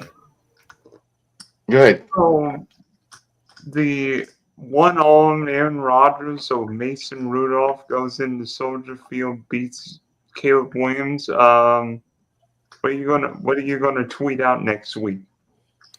We mean after the Bears win again? That the Bears are still alone in first place in the NFC North. That sounds like a guarantee, Ken. Well, look, I'm sorry. I'm going to give a 7-3 team who's in top of their division by themselves a little bit of credit because they deserve it. They're winning the games they should win. It doesn't matter how you win. They're winning it. They're 7-3. Put a little respect on it, will you?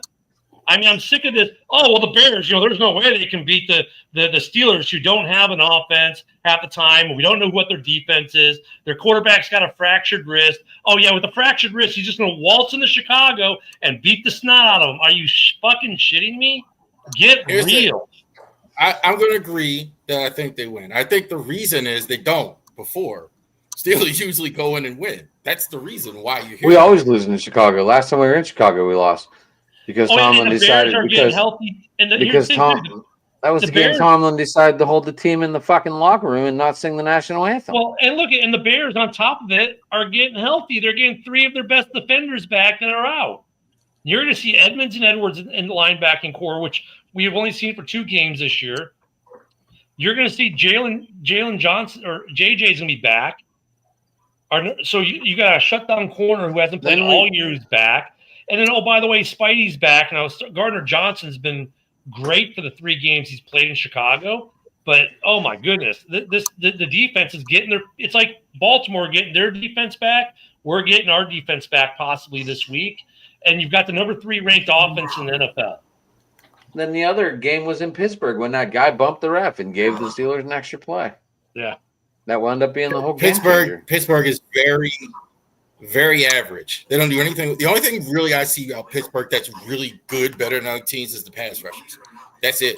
The offensive line is average. Quarterback's average. Run game's average. Below average.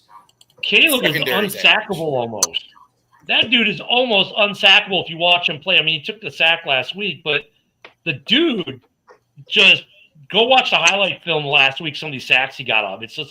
It's ridiculous what he gets out of. Right now, the Bears are favored to win at home, up by the Vegas line. So, 6-4 Steelers at 7-3 Bears. I mean, the line's not 3.5, Ken? Yeah. So, so I don't know what you're talking about, Dylan. I think the Bears win this game at home, and they stay in first place. And what's up, Josh? All right, so I haven't talked all show at all. So the Steelers have 8 games left. I can realistically see them going 4-4 or 3-5 in these remaining 8 games. I'd agree. I think that gets them in the playoffs too. I have us losing to the Dolphins only because it is a primetime game. Won't be a primetime game. Oh, it isn't? I thought it was. No, I mean, I think the NFL will flex that game out on Monday night. It's a Sunday night. Monday. Oh, wait, what? I thought it was. Oh, I'll look it up. Sunday night that week is Minnesota, Dallas. They might flex that game. I don't know what game would be. No, but they don't start flexing games till week 14, right? They can flex them at any time. Although I know that the Dallas-Washington game is still going to be Sunday night next week, so that'll be Marcus Mariota against Bo Nix, Oregon Ducks. That Dolphins-Steelers game might get flexed out because you got some other big games. That's Monday night. It is a Monday night game, but they have to flex it this week, I think, by rule. Wait, that's week 15. This is week 12. So they have to tell us by the end of week 13 if they're going to flex it out. It could be flexed out, but I mean, let me look at the schedule that week. That game in Miami. Browns, Bears, Falcons, Bucks. There's another coach getting fired. McDaniel. They could flex it out for Bills, Pats, but they'd have to do it by the end of next Sunday. Bills Pats cannot be flexed because they already played once, and that was a primetime game. So that won't. It doesn't matter if it's already primetime or not. Yeah, it is. They got 2 weeks. They can flex out the primetime. I don't think either team will complain about being on Monday Night Football. I can tell you this: the Bills are like, we don't. No, but what he means is you can only do it but so many times. There's rules about how many games they can play, et cetera. So you can't. Yeah, but they haven't been flexed yet. Yet. So no, they can. The Bills and Pats played Week 5 in primetime, and because of some weird rules, let's find out. You cannot play divisional games in prime time. That's why Seattle and LA played 4 o'clock because Week 16 is a Thursday night game.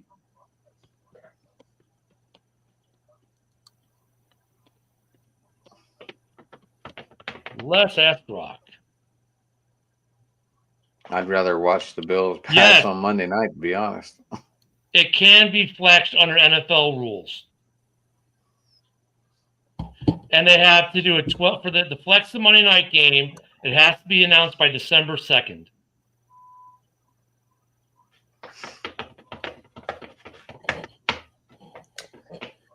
I think I'm gonna head out, guys. Have fun. By the way, I have a show coming out on Friday, hopefully, with my girl in Arizona. We're gonna talk Jags Cardinals. We're gonna talk Trevor and Jacoby Brissett. I never thought we'd say that week 12. By the way, Jacoby Brissett set the NFL record for completions in a game. That's like Dylan, Do let mind me talking about it. Dylan, let me add one thing here because you did mention something.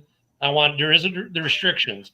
As an AFC East divisional matchup, CBS is protected for at least one Bills Patriots game per season. The other one was Week 5 on NBC. Flexing to primetime would shift broadcast rights, but does not prevent changes. Only ensures that CBS gets one broadcast. So it could still happen, but that would be an interesting game for the NFL Flex because you want to talk about a primetime game in Week 15. That might be the primetime game in Week 15 because look at the rest of the schedule: Jets, Jags, Raiders, Eagles, Ravens, Bengals. I mean, Lions, Rams could be flexed. That's another one. Packers, Broncos could be flexed. So Dolphins, Steelers right now tentatively is Monday Night Football at home in Pittsburgh, but they could flex it. If I'm a betting man, and I am on occasion, no, Miami Pittsburgh will not be the Monday night game. And by the way, Cincinnati Miami Week 16 will not be the Sunday night game. I'm going to make that prediction. Yeah, right. Week 16 game. Let me see who else is Week 16. Baltimore, New England, Baltimore might be Bears Packers, and that game is already TBD. December 20th, Bears passes. December 20th, Bears Packers TBD. TBD says they're waiting to see if they're going to flex that game, and that's the second meeting between 3 weeks. Well, Ken, that game won't be flexed because that's a Saturday game. No, but the game in general there's a lot of TBDs that weekend. That game could be Saturday, or it could go Sunday night, or it can go Monday night. It's a TBD, doesn't have a day assigned to it. So Bears Packers could be a Sunday night football. It could be a Monday night football. The only thing it can't be right now is Thursday night football. Well, they could flex it to Thursday, but with the appropriate notice. So yes, that Bears Packers game could be flexed. Actually, I don't think it can be because that'd be one of the Saturday games. Like the NFL can't change holiday games, so we'll stuck with TBD. It's not a Saturday game. The schedule for the NFL, the official schedule for that Bears Packers game says TBD. It doesn't say Saturday. It doesn't say Sunday. It says TBD.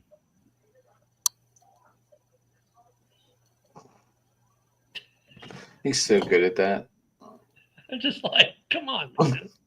I'm looking at, and the thing is, I'm backing up by going to Grok and just making sure what I'm saying is correct, and it is.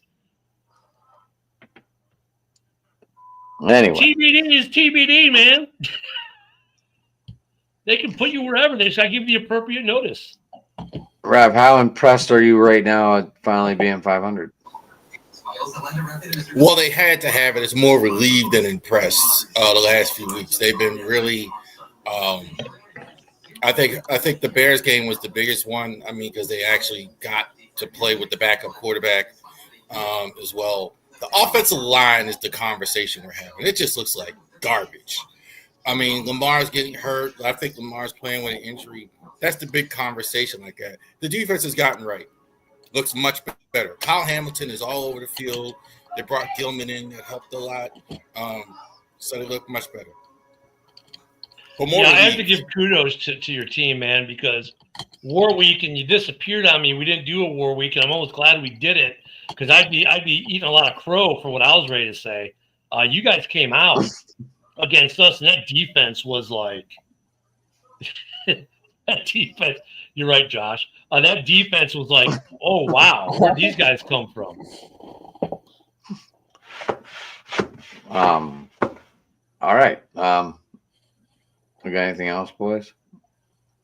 So we were on the look at Adam. I know I know I said the Bears are going to win, and the Mad Yinzer, jackwagon says I'm being too confident because my Bears beat a bunch of cream puffs. But I'm going to take the Bears to win. Who are you taking in our matchup, our head-to-head? Are you coming on with us tomorrow, or are you going on the roundtable? I'll be on roundtable. Oh, you don't want to come on our Steelers show and talk smack? What time's that at? I didn't talk to Rich. I thought I was going to talk to him tonight, but I forgot he was over there with the Eddie Guerrero show. Because I got Hal. Rich is lie, cheat, and steal. I got Hal's Hall tomorrow too, so we can talk on X. But for those who watch this show, I'm taking the Bears. I'm not giving a score prediction until Sunday, but I'm going to take the Bears to win this game. I don't care who the quarterback is. In a way, I think Rodgers. I almost don't care, but Rodgers will pick the defense apart better than anyone else you got, just because he's smart enough. And if the Bears can't get pressure with guys, if we don't get the guys back, I'm hoping we get back, and we don't get pressured, Rodgers will pick the zones apart. So in a way, I hope Rodgers doesn't play for that. But if he does play, I'm not worried either. You know what I'm saying? Right. Will Rodgers play? Do you think so, Adam? What's that? You think Adams? You think Rodgers will play? I don't know. I don't know. Like this, I have no idea. It's a partial fracture. We had to look that up. Like, what the fuck's a partial fracture? So a partial fracture. Is that like a hairline? No, it's not even a hairline. It's like where the bone we got. The surface of the bone has a small fracture in it. It hasn't gone even halfway through, a quarter of the way through. It's a partial. So like the top of the bone got chipped maybe or something like that. So it's not a break. It's not a full-on fracture where you got like a hairline fracture. Let's say that goes through it's like you have a little divot or something. I guess it's just weird. I mean, that's still gonna be painful because whenever you're falling and that's your free hand, that's still gonna hurt like a motherfucker. And it's not like how's he gonna grip the football? Well, it's not his throwing. It's not his throwing hand. It's not a throwing hand. Yeah, but you still have to grip the football with two hands and get it from center. I mean, I think it would affect him. He definitely have to wear a brace of some sort. I think it would affect him on some level with that. You're right, Charles. I mean, here's the thing that Steeler fans have to think about for the next couple of days. Aaron wants this game because he wants to say he owns the Bears, and no matter who he plays, because he still likes to talk trash about the Bears, blah, blah, blah. So he wants this game.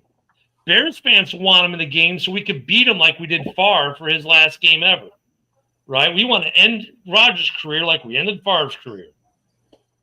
But you know what? Then you let the football people do their thing, and you realize, look, if I'm Pittsburgh and I think I have a shot at the playoffs, so why would I risk going to the playoffs without Rodgers when I could sit him for a week, maybe two, maybe three at the most, and have a shot at making the playoffs?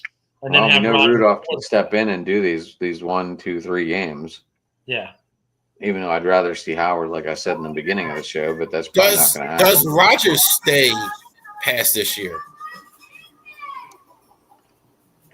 He said, well, I mean, it's funny when Rodgers said this is going to be my last year. Well, am I going to retire? Am I not going to retire? We had that drama with him before. You know what the difference is? He's married now. That's new. The last couple of years they've had a lot of injuries, and I think even he is starting to see that he's declining. And I think he's at the point where it's like, you know what? I think I'll just go have my ayahuasca, go do my darkness retreats, enjoy my wife and my health and my money, and not deal with it anymore. I think this is his last year, honestly. I think also too, any chance he has to come back is tied to Tomlin. I think if Tomlin returns, I think there's a better chance he'll stay, or at least consider staying. A 1-year deal. Whereas if Tomlin goes, that's it. There's no chance of him. Like a 1-year deal? Yeah, I think if Tomlin stays, then they're not going to want to rebuild, and they're going to maybe want to bring back Aaron. Where if they bring a new coach, and a new coach is going to want a brand new quarterback all the way around it, I think they might start over. Pittsburgh has never started over. Since Noel was there, they've never had to rebuild, and this could be, brand new in Pittsburgh because they need to rebuild. That's an old team that they have. They so does Green Bay. Green Bay's the same way. Guys. Green Bay hasn't rebuilt in over 3 decades. They're due. They need to rebuild, and you're starting to see some of that. Green Bay has all young people except for Aaron Jones. They do. Their offensive line needs to be rebuilt. And now we're going to see probably Emmanuel Wilson this weekend and see how he does. Yeah, I mean, Green Bay's been lucky. They haven't had to go through a full rebuild. They've had decent success. I don't know if Pittsburgh needs to go through a full rebuild either, but I don't know, man. I just don't see Aaron even. They'd have to offer him some stupid money in the right situation with Tomlin coming back. Yeah, I could see that, Charles. But would you rather see an offensive line just need to be rebuilt, other than all your other positions on offense? I think for you guys, it's offensive. I'm talking about for Green Bay. Green Bay, yeah, they need to work on their secondary, their offensive line. They need something behind Josh Jacobs. I was just talking about offense. That's it. They're all young.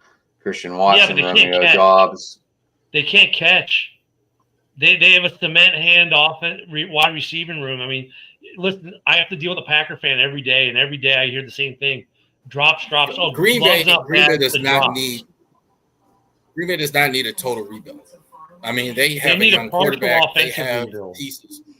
No, I would just ask, would you rather have to rebuild the whole offense or just the offensive line? For Green Bay?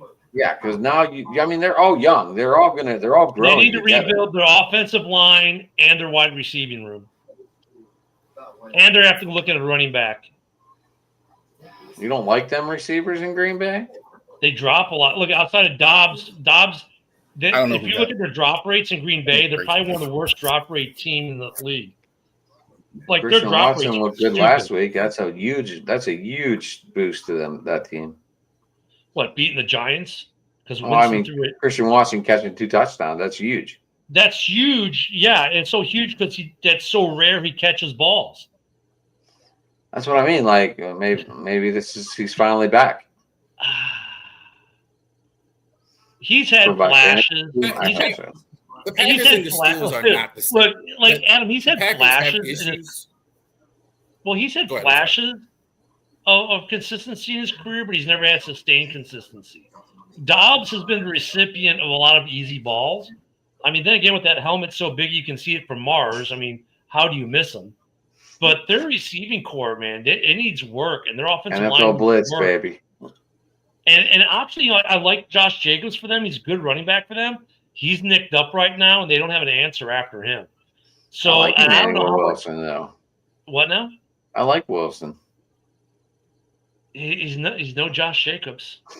No, but he's young. I mean, you got to see what he got. Yeah, I mean, Green Bay's got some work to do. Like I said, though, they're probably not going to have to do a full rebuild on the team. Their defense is getting their secondary suspect, but Pittsburgh needs the whole thing because all their really good players are old. They've really missed in the draft. They've been trying to build the line, and the line still has trouble. They move Ramsey to safety because he's over 30. They got Clay over 30. Watt is about. I mean, on safety, offense, though, look at Ramsey being over 30. I think he's got 3 or 4 more. He's got 3. But these guys, it's not like.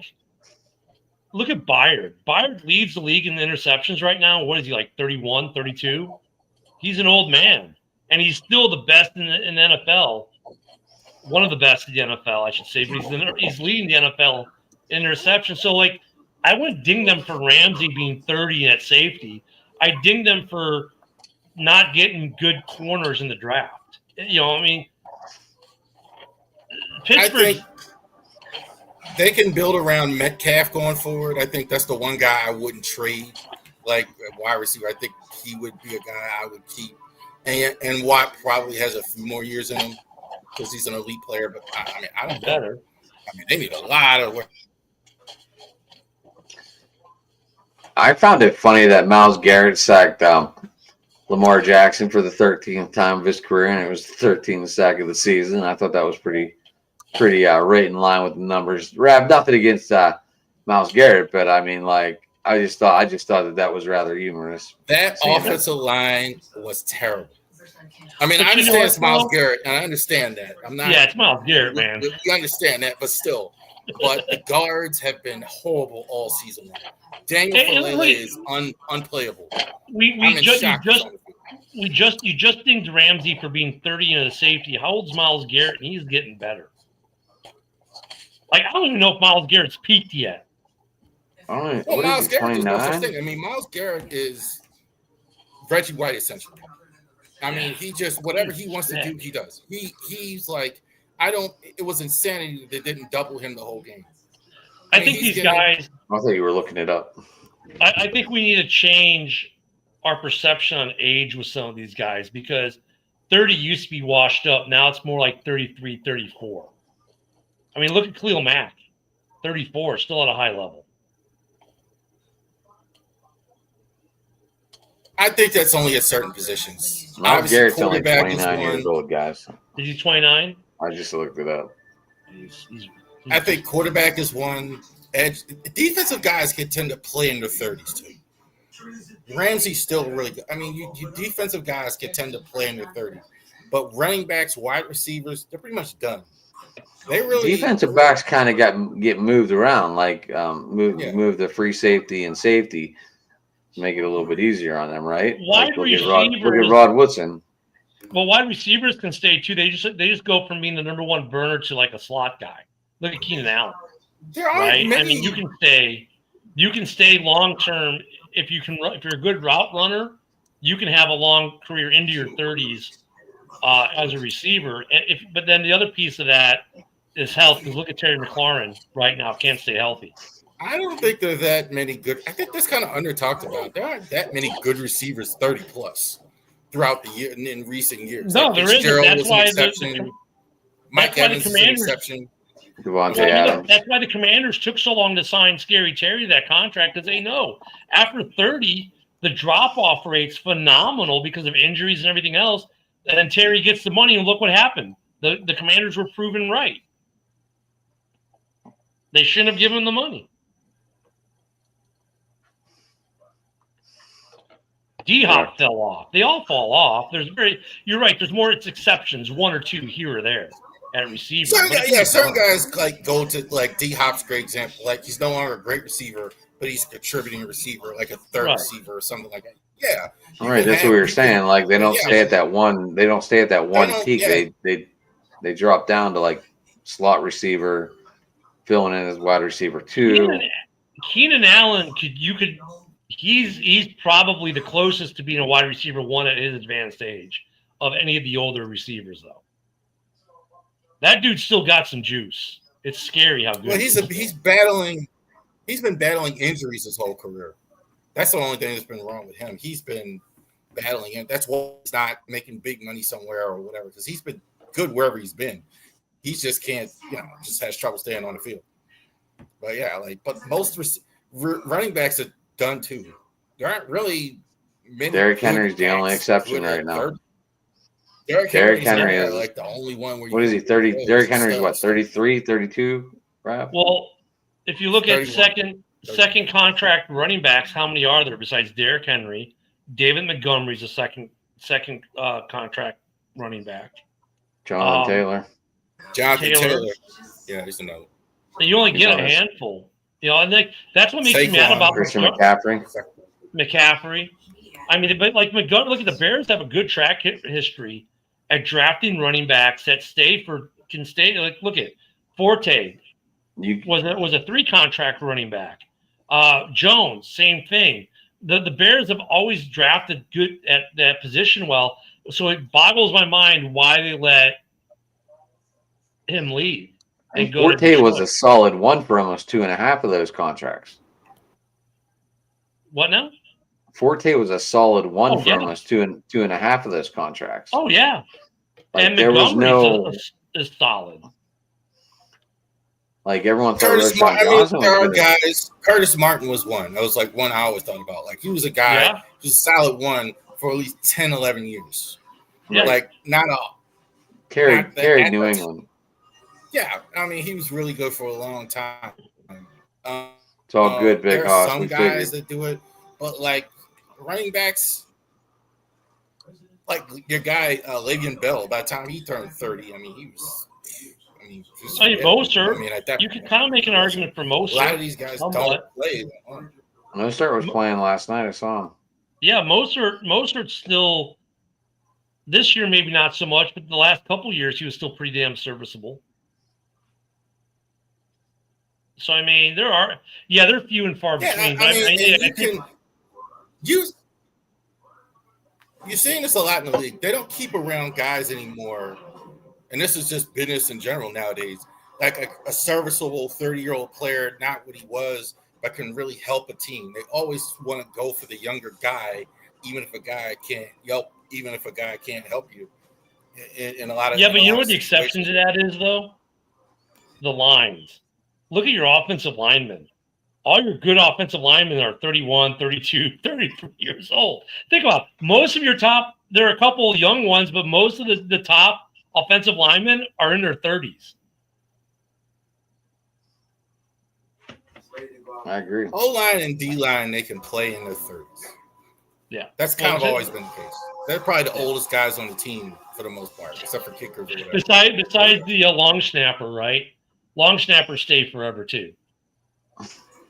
Yeah, Nick Moore, like for the Ravens, he's like 100. Like he's been there for Like is this running back that you guys just drafted? Is he the next after Swift? Oh, Monangai? No, he's the counter. He is the other half of the Bears running game. I think if you look I mean like, are they going to be ready to move on from Swift and give them? No, they're moving on from Roshan Johnson. It's going to be Swift. I know that, but I mean, eventually Swift's going to go. Are they looking at Monangai as like the guy? Oh yeah, Monangai. Then they'll be looking for the guy who can run the outside perimeter like Swift. That's Ben Johnson. He wants the guy who, like Monangai, who's going to batter you through the middle. Make contact. The thing is, like Monty, he can go outside too. He can catch the ball, but you're going to need another Swift type of running back in Chicago. They'll have to draft at some point. Next year. This draft does not have great running backs and quarterbacks. No, and that's I don't see a lot of really good. And look, I can see Swift get another contract in Chicago. If he has another good year next year, I could see him doing an extension with Swift, especially depending on what the draft class is going to look like. But if he's still producing at a high rate and the Bears are in a window and they're who knows what they do this year? If they go, let's say they get to an NFC Championship game this year, and then next year they go again, I could see Swift getting an extension if he's still doing it. We give up on the running backs too soon because of the age thing, but Swift in Chicago has been durable. He's producing. And I think with Monangai there, it prolongs his career by a couple years because he's splitting carries with Monangai. And he likes to keep two. Ben Johnson, we still seeing it in Detroit. He likes two guys. He doesn't like the guy. Just like he likes two tight ends. Like Cole Kmet was the guy last week.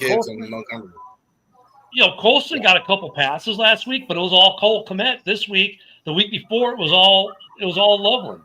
So, I mean, the Bears, man, offensively, look at the draft. They'll draft an offensive lineman for the future, but they're drafting an edge. They're drafting probably a corner and a safety. I don't really see him drafting a tight end, a running back, a receiver, or a quarterback anytime soon.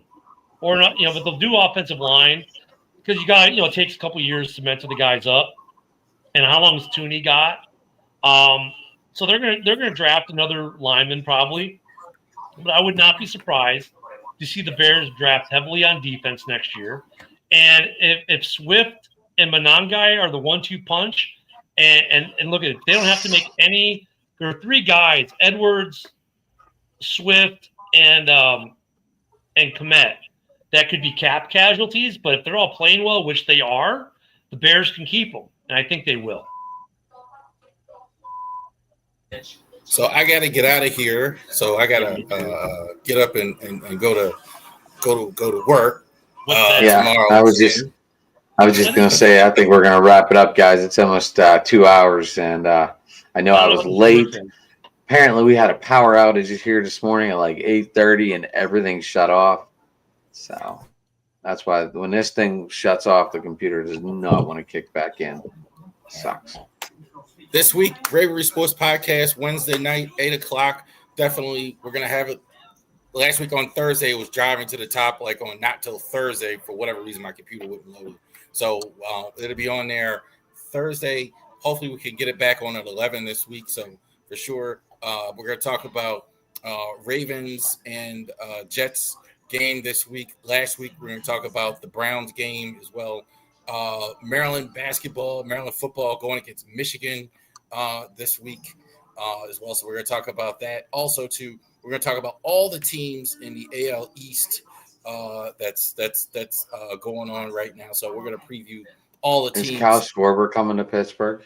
And Kyle Schwarber, I hope he comes to Baltimore. I would be the most excited guy if we could get Kyle Schwarber DHing for the Orioles next season. And come back to Chicago. Someone said we offered Josh Naylor $80 million, but I don't know how many years, and he turned it down.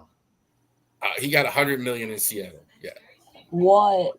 Us spending money? No way. I never thought I'd see it in my lifetime. They got a good team. All right. Yep, you can catch me tomorrow night on House Hall Report at 7 p.m. Central, Kennecan in the morning, Monday through Friday at 10 a.m. Here on Tuesdays. Wednesday night, you can usually catch me at JB's Roundtable at 8:30 p.m.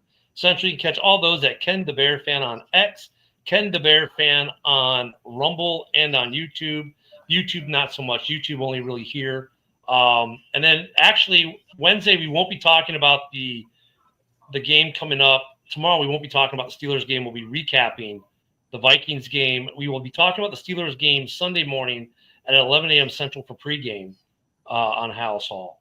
So, so that's my schedule. And you can catch it, of course, at Ken the Bear Fan on X and at a Rumble. And at the Huddle Sports Network pages. The app on the TV, we're having issues with StreamYard having the exchange where it's not sending the shows. So we're working on that. We're trying to get that technical piece fixed. That's a StreamYard issue, but otherwise you can still catch us everywhere else. Gotcha. Josh, get you anywhere? Yeah, you can find me on X at JamF1 Fan. I don't really do much anymore.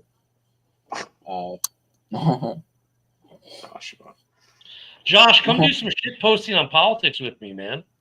I'm having fun shit posting politics, man. Yeah, what's up with that one Republican today? But we'll talk about that backstage for a minute. Anyway, you can get me at Sports Talking It on Twitter, guys. You can also get me at Driving to the Top Productions on YouTube, Driving to the Top also on Twitter. You can get me over there. Tomorrow night, me and Rich I believe we are doing our first show in 3 weeks because we've been off the hook for a couple weeks. I got sick last week and just kind of mellowed out a little bit. Yeah, still haven't pissed out that kidney stone if anyone's keeping updates. Yeah, but that's where you can get us. So me and Rich, I believe we're going live tomorrow night, 9 o'clock. If not, you can catch me over there on Driving to the Huddle with those guys on the round table if I don't go here.